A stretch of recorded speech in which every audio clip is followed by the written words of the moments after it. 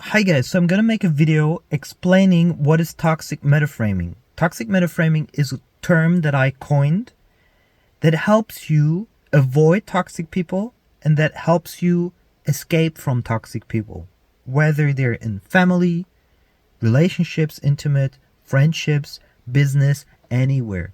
It's a interpersonal dynamic between people that is almost like a law, and when you understand it, it completely revolutionizes your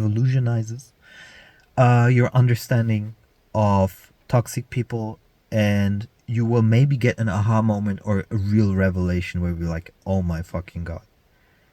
So I'm gonna start right now, and it's probably one of the most important videos that you will ever see, apart maybe from spiritual awakening videos, because it will totally open your eyes on something that you've felt, but you couldn't put your hands on it. You couldn't like put your thumb on it. You couldn't say what's really going on. Everything else, narcissism, gaslighting, are just strong forms, continuous forms of toxic metaframing, nothing else. So let's start like this. The first thing to understand is that people are either joyful or not joyful. They're either living their sexuality or they're repressing their sexuality. Both energies happen in the sacral chakra, the second chakra. So either you're in your joy like a little child, you're enjoying your time, you're enjoying your life, or deep down, you kind of hate your life, you find it shitty. You only have these two things and a couple, the grayscale in between.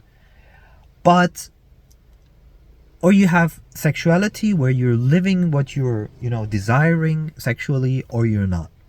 Okay? Most people in life, now get this, most people in life are actually repressing, especially as they get older, as they feel responsibility. Or conditioning through religion, through society, which is culturally different from country to country. They repress their sexuality or they repress their joy. I cannot do this because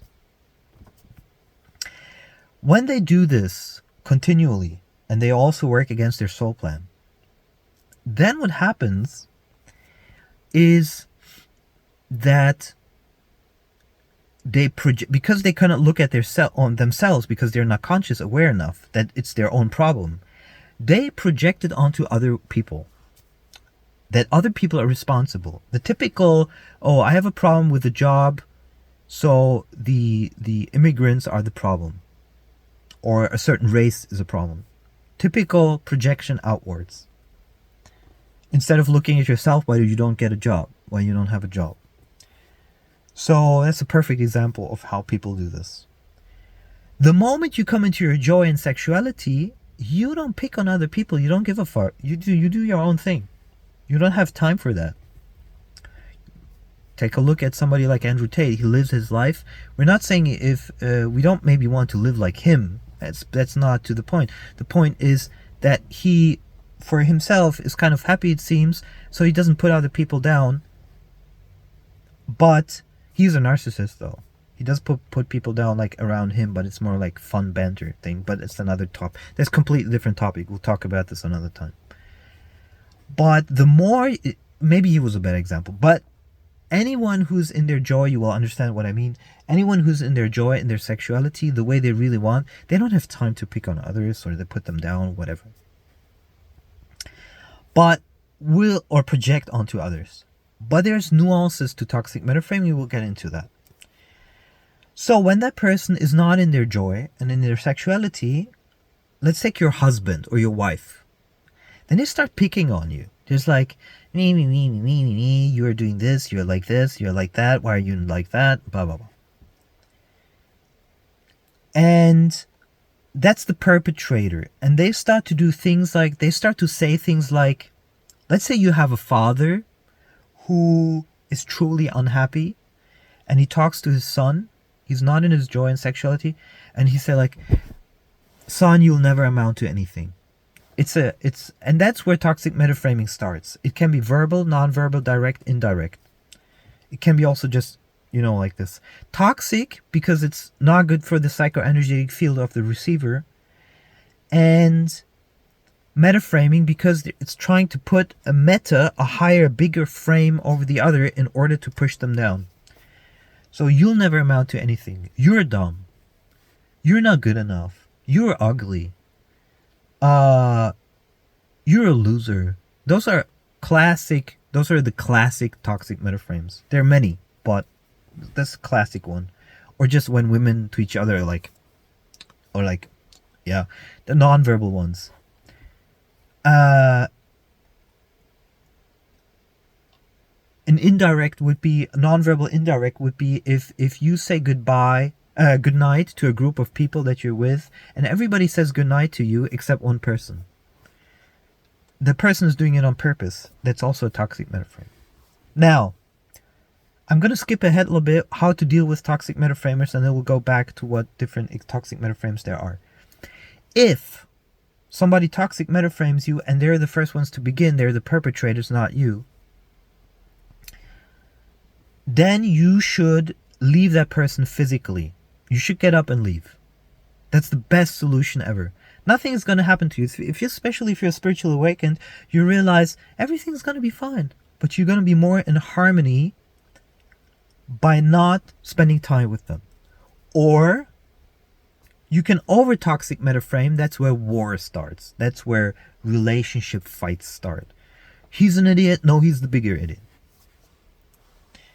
He's an idiot is also toxic metaframe. It's a generalization, can never be 100% true. It's meant to put the other person down because you're not in your joy. The third option is, and that you can do in a highly conscious relationship, if you reflect to the other person that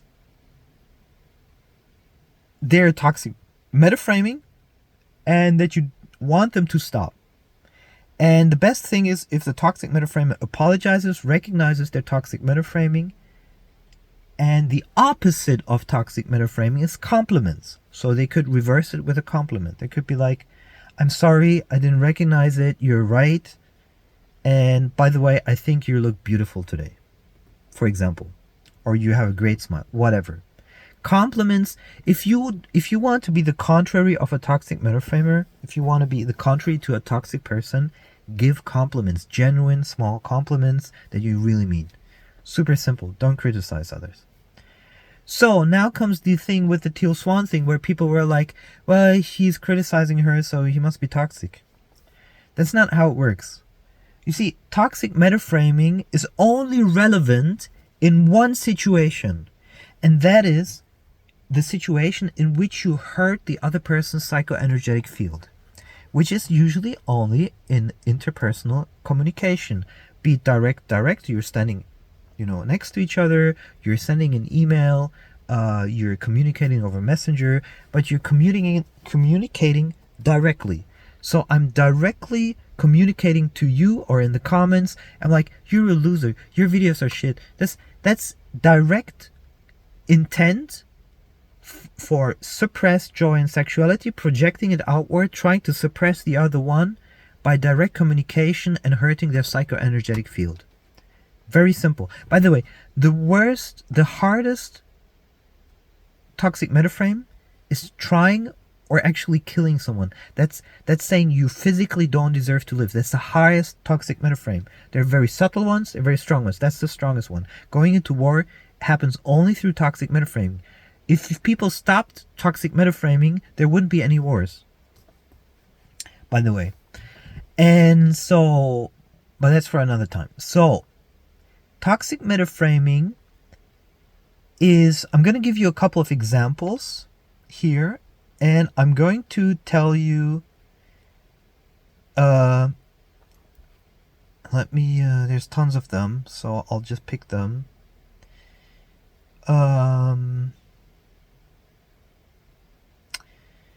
Give me a second.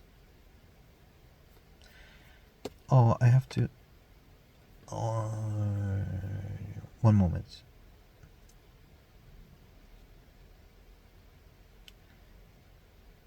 Okay, here's one toxic metaframing. What are you really bringing onto the table apart from throwing the toxic metaframe label onto everybody? What a kiddo. What a kiddo is a toxic metaframe. He's saying basically, I'm a child. And he's generalizing and he's trying to put me down.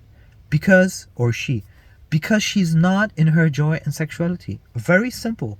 It's when you really understand it, it's really simple to understand. Actually, you're the funny one here. Also, toxic metaframe. Please upgrade your vocabulary. Toxic metaframe. Because we're getting tired of the same two words used over and over again. Toxic metaframe.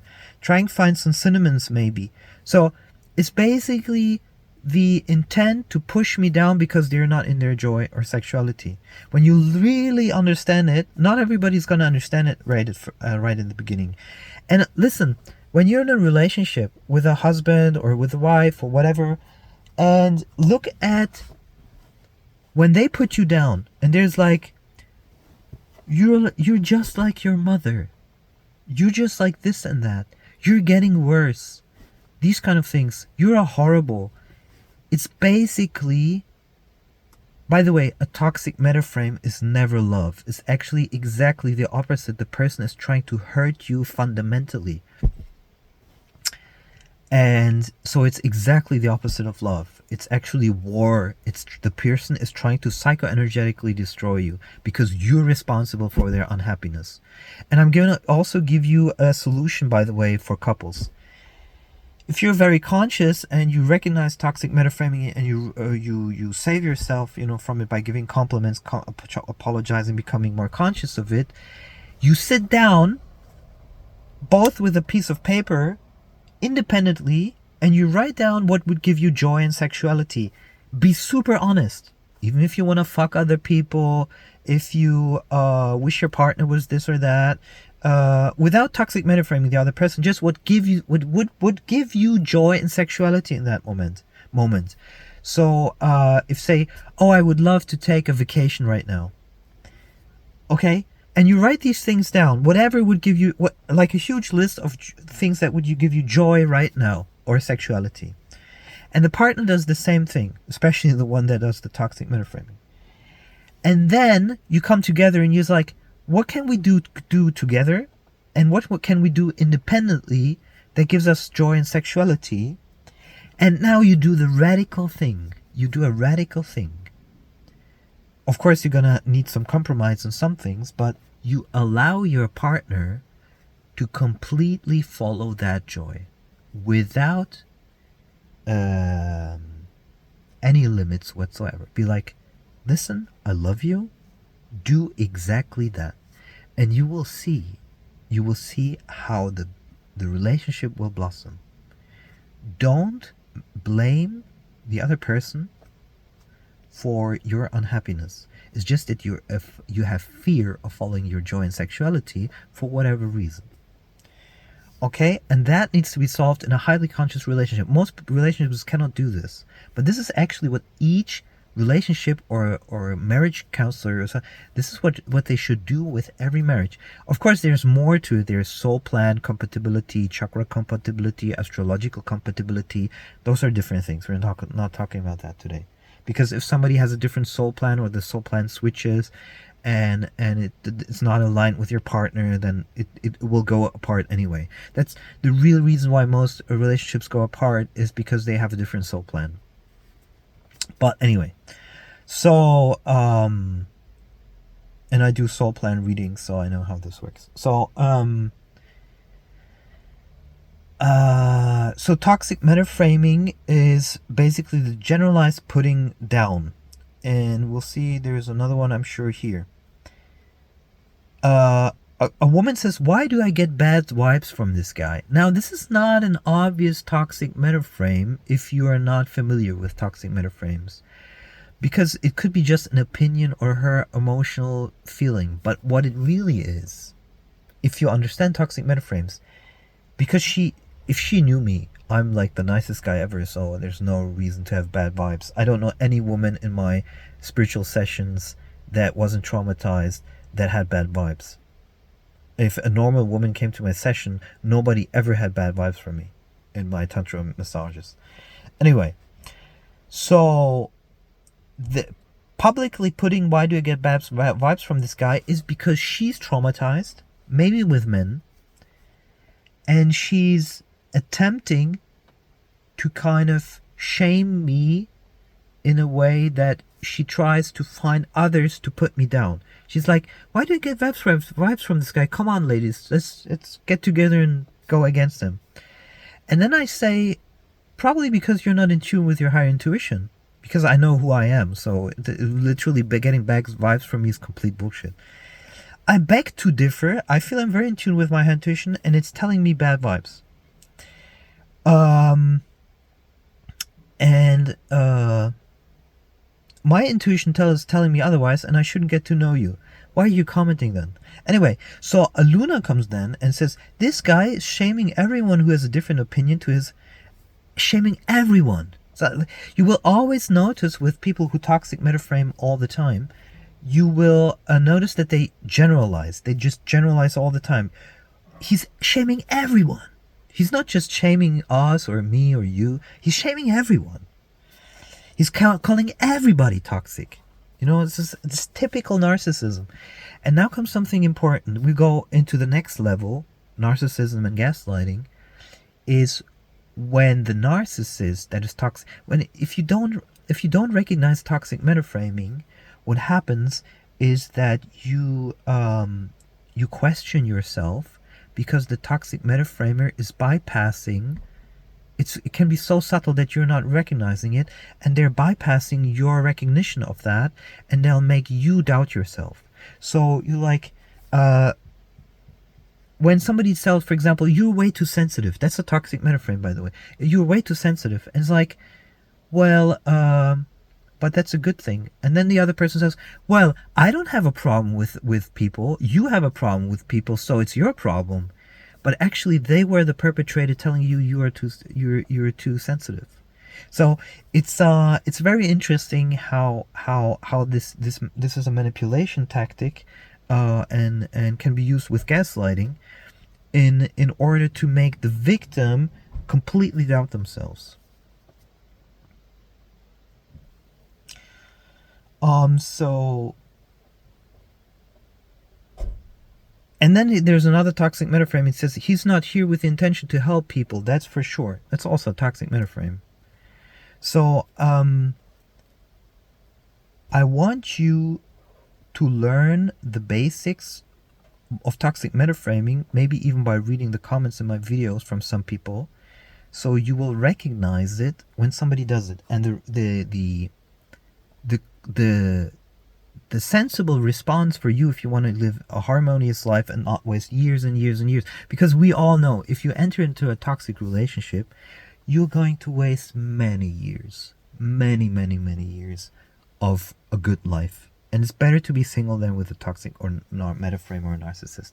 So, I give you the advice to learn about it here on this channel and recognize it right from the start. Because a woman that is toxic or a man that is toxic will do it right on the first date. It will be subtle, but they will do it.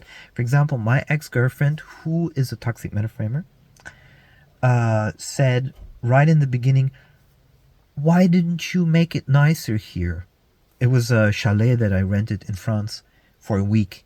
And she said, why didn't you make it nicer here? And I said, that's a toxic metaframe. She's like, in the beginning, no, that's not a toxic metaframe. And then the next day she was like, okay, maybe you're right. So then because she's more conscious, we tried to work through it. But in the end, the relationship didn't work because, in my view, she has unresolved stuff going on, and we have different soul plans in a way. But if I had been very strict, I would have not gotten together with her right from the start because she was toxic metaframing. Right on the first day. So, and you will not. And I had a date with another girl. I should give you lots of examples in another video. I'm going to do another video with toxic metaframing examples. Tons of them. For example, I met a girl. She was Polish and she was living in France. We met on the beach and she was like, do you always wear a hat? Why are you wearing a hat? But she was saying it in a toxic metaframing way. And then once she said, she was crazy, by the way. She said, I was like, Do you have a micro penis? I think you have a micro penis. Just out of the blue, she was crazy. But that's also a toxic metaframe. And by recognizing these immediately, you can be like, thank you, fuck you, bye. Super simple.